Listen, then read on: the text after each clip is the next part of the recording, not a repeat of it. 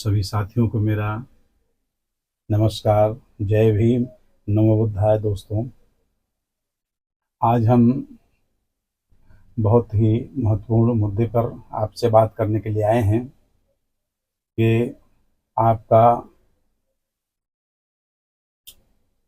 अभी जो 2024 में लोकसभा का इलेक्शन हुआ, उसमें हमारे बहुजन समाज के लोग, SC ST OBC और माइनॉरिटी के लोग मिल करके, बढ़ चढ़ करके इंडिया गठबंधन का भरपूर साथ दिया, जिसका नतीजा ये हुआ कि इंडिया गठबंधन की जितने भी गठ थे सबकी बढ़ोतरी हुई। सपा बढ़ी, कांग्रेस बढ़ी, अन्य पार्टियां बढ़ी। लेकिन दोस्तों, क्या आपको मालूम है कि जैसे ये इलेक्शन समाप्त हुआ, उसके बाद क्या हुआ, आपकी औकात उसके बाद क्या हुई, आपकी हैसियत कहां पहुंच गई। आपने कड़ी पत्ता का नाम सुना है? जब पुलाव बनाना होता है तो कड़ी पत्ता तोड़ करके पुलाव में डाला जाता है, तड़के में डाला जाता है। और जब पुलाव बनके तैयार होता है, जब थाली में परोसा जाता है, तो एक एक पत्ते को निकाल के बाहर फेंक दिया जाता है। और गलती से अगर मुंह में चला गया तो तुरंत उसको निकाल के बाहर फेंका जाता है। और कहने का मतलब यह एहसास दिलाया जाता है कि तेरा काम सिर्फ कढ़ाई में पकने तक था, पतीली में पकने तक था। तेरा हमने टेस्ट लिया, तेरी खुशबू लिया, तेरा स्वाद लिया, अब तेरा कोई काम नहीं है, और उसको बाहर कर दिया जाता है। इसी तरह से तेज पत्ते का आपने नाम सुना होगा। जब बिरयानी बनती है तो बिरयानी में तेज पत्ता डाला जाता है। बिरयानी पकती रहती, खूब स्टीम दी जाती है, तरह तरह तरह तरीकों से बनाई जाती है, स्वादिष्ट बनती है। और जब बिरयानी परोसी जाती है, परोसने के बाद, जब बिरयानी परोसी जाती है और परोसने के बाद उसमें जो भी तेज पत्ता होता है वो निकाल निकाल के बाहर फेंक दिया जाता है। और उसको क्या एहसास दिलाया जाता है? तेरी खुशबू लिया, तेरा टेस्ट लिया, तेरा स्वाद लिया, तेरा जायका ले लिया, अब तेरा इस थाली में कोई काम नहीं है। इसी तरह से और एक एग्जाम्पल से समझो। जब चाय बनाई जाती है तो चाय में दूध डाला गया, चीनी डाली गई, मसाले डाले गए, लेकिन वो चाय नहीं है। जब तक चाय पत्ती न डाली जाए तब तक उसका नाम चाय नहीं होता है। चाय पत्ती डाल के अच्छे से खौलाया गया, बढ़िया खुशबूदार चाय जब बनके तैयार हुई, जब ग्लास में डाल के, कप में डाल के पीने का समय आता है, तब उसे छान करके जिसने तुमको नाम दिया, जिसने चाय का नाम दिया, उसी चीज को छान करके बाहर फेंक दिया जाता है। और कहते तेरा स्वाद तो मिल गया, तेरा टेस्ट तो मिल गया, तेरा नाम भी मिल गया, अब तेरा यहां क्या काम है।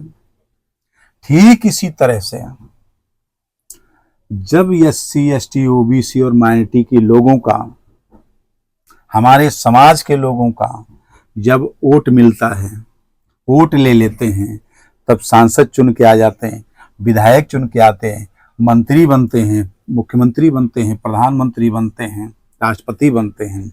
और बनने के बाद जब पॉलिसी बनने का समय आता है, तब आपका आरक्षण खत्म किया जाता है, आपके ऊपर किसान बिल लाया जाता है आपको परेशान करने के लिए, आपको MSP नहीं दी जाती है, आपकी समर्थन मूल्य जो है वो नहीं दिया जाता है। और मंत्री विधायक बनने का जब समय आता है, आप भले विधायक बन जाए, मंत्री सांसद बन जाए, लेकिन जो सरकार में अच्छे पद हैं, अच्छी मिनिस्ट्री है, वो आपको नहीं दी जाती है। आपको दिया भी गया नाम के लिए तो क्या मिलता है? समाज कल्याण विभाग।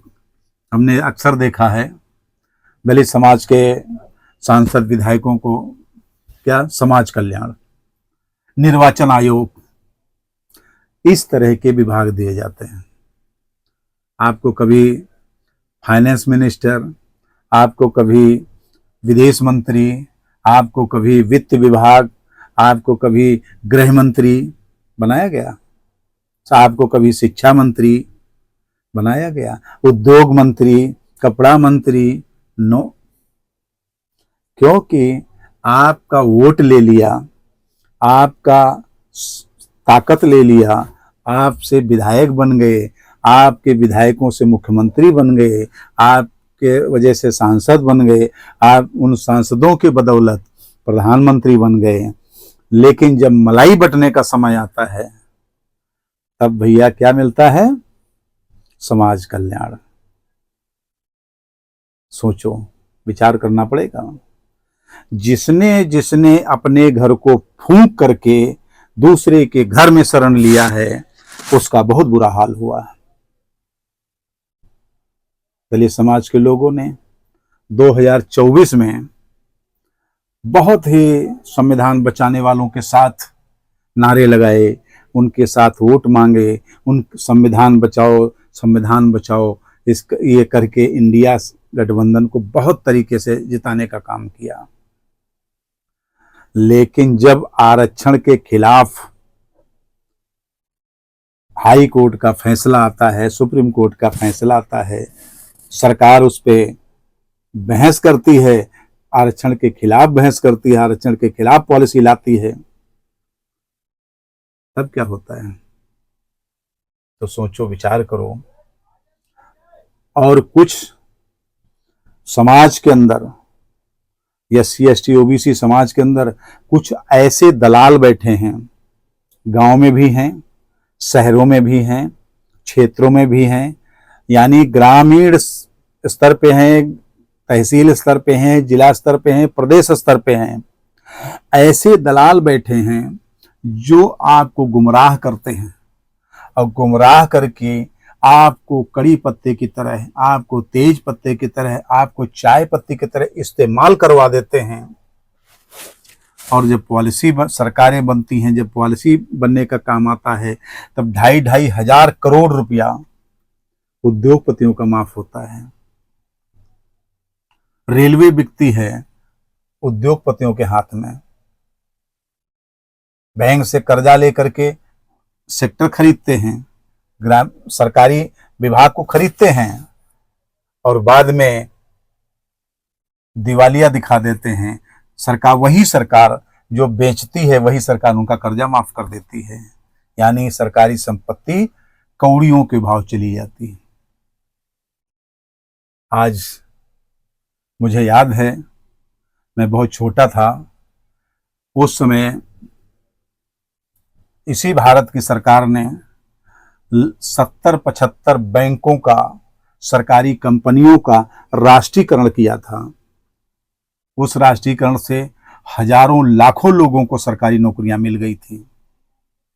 आज क्या हुआ? लाखों ने, करोड़ों लोग सरकारी नौकरी से प्राइवेट में आ गए, क्योंकि सरकारी विभाग बेच दिए गए, सरकारी विभाग गिरवी रख दिए गए। तो कब तक ये तुम कड़ी पत्ता, तेज पत्ता और चाय पत्ती बनते रहोगे? अरे, तुम्हारे गर्व होना चाहिए। जिस समाज में, SC ST समाज में, जिस समाज में बाबा साहब अम्बेडकर जैसे लोगों ने जन्म लिया, जिस समाज में मानवर कांसीराम साहब जैसे लोगों ने जन्म लिया, जिस समाज में महात्मा फुले जैसे लोगों ने जन्म लिया, जिस समाज में पेरियार रामास्वामी जैसे लोगों ने जन्म लिया, जिस समाज में सावित्रीबाई फुले जैसे लोगों ने जन्म लिया, जिस समाज में ललई सिंह यादव जैसे लोगों ने जन्म लिया, जिस समाज में अब्दुल कलाम जैसे लोगों ने जन्म लिया, वो समाज आज दूसरों की दलाली कर रहा है। वो समाज आज दूसरों की टुकड़ों पे पल रहा है और दूसरों के घर मजबूत कर रहा है। उसका नतीजा ये हुआ कि आज हमारा देश, हमारे देश की जनता 5 किलो राशन पे आकर के भिखारी बन गई है। लाइन में लगो, भिक्षा लो। मान्यवर साहब कहते थे हमें भिखारी नहीं चाहिए, हमें भीख मांगने वाले समाज नहीं बनाना है, हमें देने वाला समाज बनाना है। हम देने शासन करने वाले लोग हैं। आप सम्राट अशोक के वंशज हैं, आप इस देश के राजपाट चलाने वाले लोग हैं, और आज आप भिखारी बन गए। 5 किलो राशन पे आपकी जिंदगी समाप्त हो गई।